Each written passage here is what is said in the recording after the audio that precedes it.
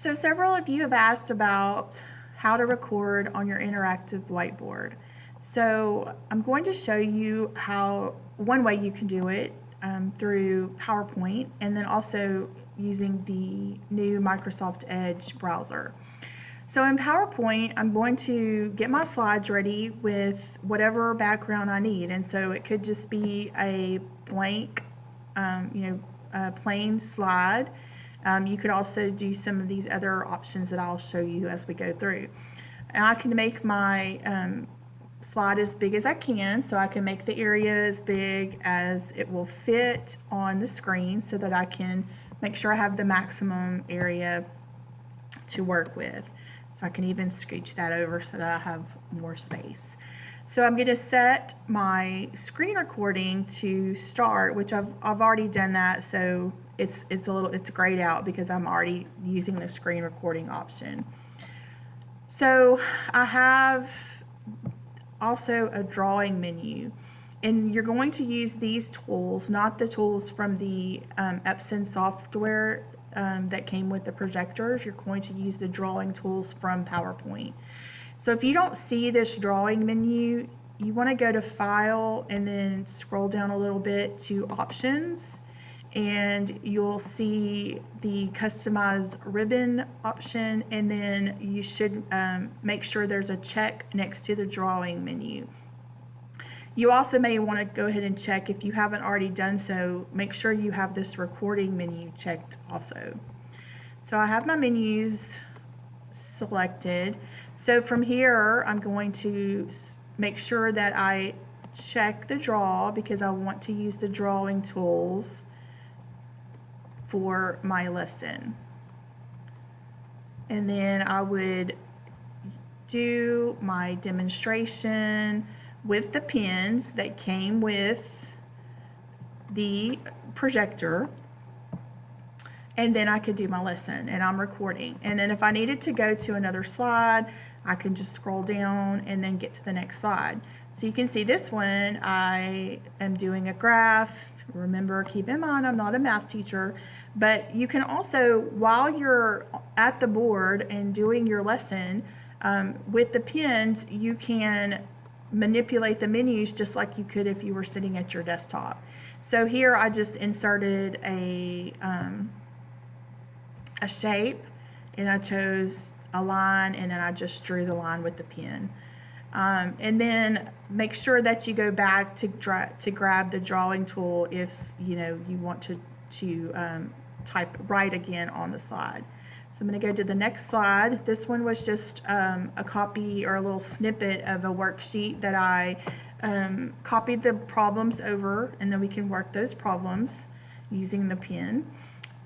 This is an example for my non-math teacher. So for English, this is just an excerpt from a poem.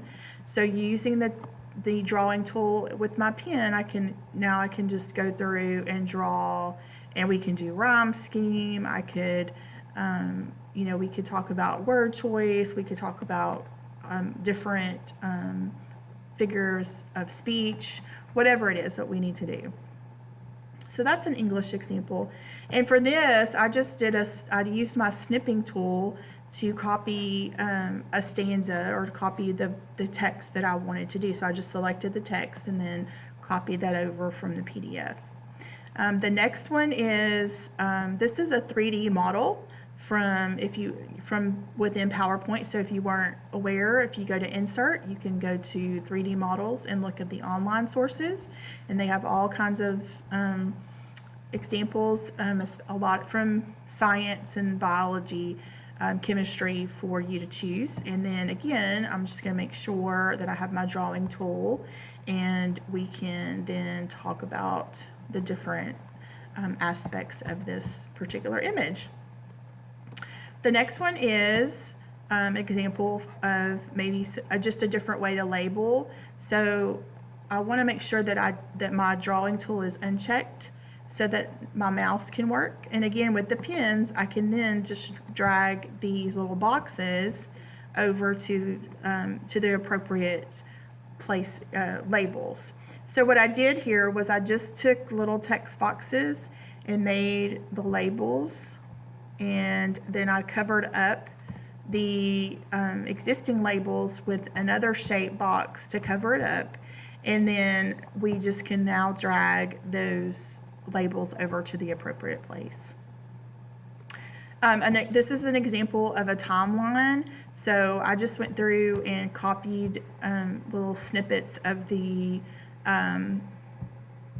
events in the timeline, and I then again covered up the existing labels. So then now I have these little text boxes that I can drag over to the appropriate place on the timeline.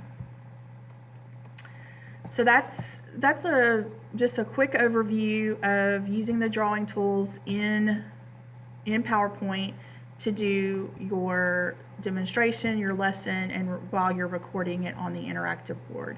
So you don't need any other tools open. You just need PowerPoint, and you need to have your projector on and have your pins, and then everything should work just like I demonstrated. The other option is in the new Microsoft Edge browser. When you open up a PDF, you should see these two menu options, drawing and erase. So if you click on draw, you can choose a color and you can choose a thickness. And so I could, now I can draw on the PDF, and when I scroll, the nice thing is that it stays with the text.